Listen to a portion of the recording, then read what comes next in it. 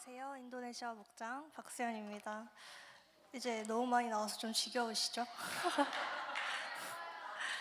네, 이번 생명의 삶 공부를 통해 배운 것들과 개인적으로 받은 은혜들을 나눠보려고 합니다. 사실 이번 삶 공부는 처음부터 시험에 빠졌었는데요. 아침 9시, 그것도 토요일 아침이라는 것이 제게는 큰 부담이었습니다. 평일 매일 출근을 하는 저에게 토요일 아침은 정말 소중했기에 그 시간을 포기하는 것이 쉽지 않았습니다. 하지만 모건들과 함께하는 삶 공부였기에 어쩔 수 없지 한번 해보자 하는 마음으로 시작하게 되었습니다. 오랜만에 다시 듣는 생명의 삶은 커리큘럼은 거의 비슷했지만 책이 조금 개편되었고 무엇보다 새로운 강사님께서 어떻게 수업을 인도하실지 궁금함과 기대가 있었습니다. 목사님께서는 수업 시간에 정말 최선을 다해주셨고 숙제와 시험에 대해서는 크게 부담을 주지 않으셨습니다.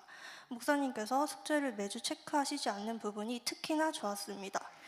삶 공부를 통해 배웠던 것들 중에 가장 마음에 남았던 한 가지를 나눠보려고 합니다. 바로 이과 때 배웠던 회개와 믿음인데요. 제가 알고 있던 회개는 죄를 지었을 때 하나님께 용서를 구하는 것 딱 거기까지였습니다.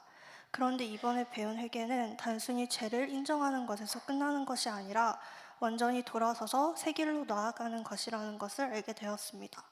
하나님께서는 회개한 이후에 모습을 보신다는 말씀을 듣고 아차 하는 마음이 들었습니다. 저는 그동안 죄를 지으면 그저 용서를 구하기에만 급급했지 다시는 같은 죄를 반복하지 않기 위해 기도하고 노력하는 부분은 부족했구나 깨달았습니다.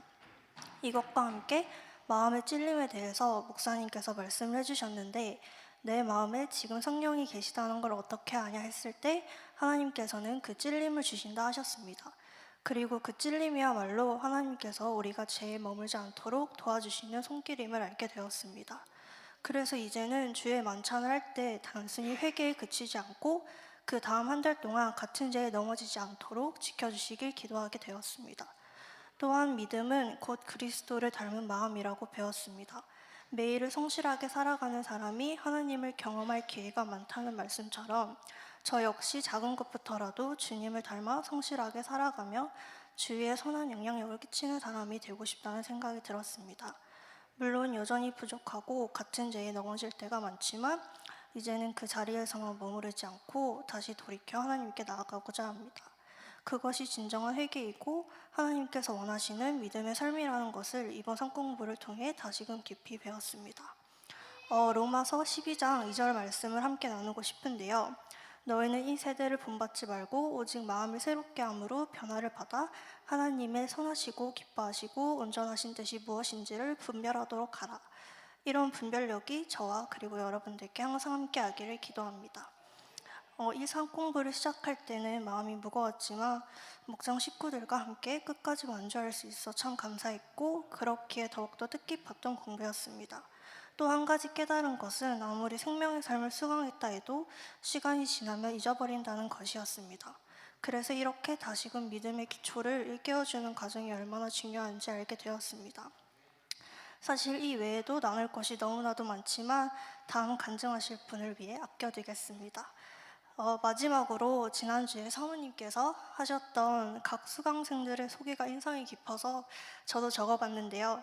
먼저 저희를 항상 이뻐해 주시고 챙겨주신 이번 기수 기둥이 되어주셨던 오명선 목사님과 오한나 목사님, 조용히 항상 묵묵하게 자리를 지켜주셨던 철호 목사님, 이 성공부에 누구보다 진심으로 임했던 우등생 수민자매님, 성공부가 처음임에도 불구하고 매주 착실하게 완주한 혜연자매님, 개근하시느라 고생 많이 한 민수 목사님, 그리고 무엇보다 정말 이 성공부를 위해 열정으로 준비하시고 모든 것을 저희에게 쏟아주신 고요차 목사님 함께해서 감사했고 너무 즐거웠습니다.